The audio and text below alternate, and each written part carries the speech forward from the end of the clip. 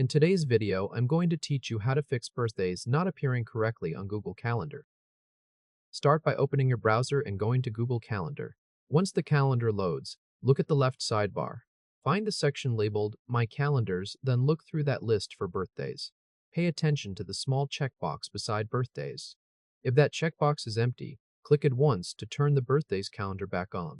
As soon as the checkbox is selected, the birthday calendar becomes visible again, and the cake icon for tomorrow's date should reappear right away if there is a birthday showing there. Next, check whether Google Calendar is still syncing birthdays from your contacts. In the top right corner of Google Calendar, click the gear icon. From the drop-down menu, select Settings. On the Settings page, move to the left panel and scroll down until you reach Settings for My Calendars. Under that section, click Birthdays. The main panel now changes to the settings for the birthdays calendar, where you can see items like the calendar name, notifications, and the sync area near the bottom. Scroll down through the main panel until you reach the section called Sync from Contacts. Look for the checkbox next to your email address. If the checkbox is empty, tick it to allow birthdays from contacts to appear on the calendar again. If the checkbox is already ticked, click it once to untick it. Wait a moment. Then click the same checkbox again to turn sync back on. This forces the birthdays calendar to rebuild from your contacts. After that, click the back arrow in the top left corner to return to the main calendar view. Now open Google Contacts so you can add a missing birthday to a contact. Open a new browser tab and go to contacts.google.com. When your contact list appears, click the contact whose birthday is missing. In the Contact Details panel, go to the top right corner and click the Pencil Edit button. This opens the editable version of the contact record.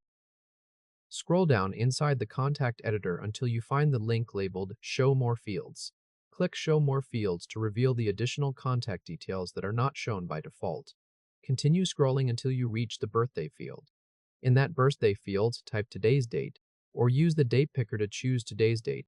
Take a moment here to make sure the date is entered in the birthday field, not in another contact field. Once the birthday has been entered, go to the top right corner of the editor and click Save. Switch back to the Google Calendar tab. Press the refresh button in your browser so Calendar reloads with the latest contact information.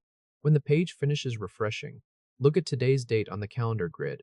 A new cake icon should now appear for the contact you just updated.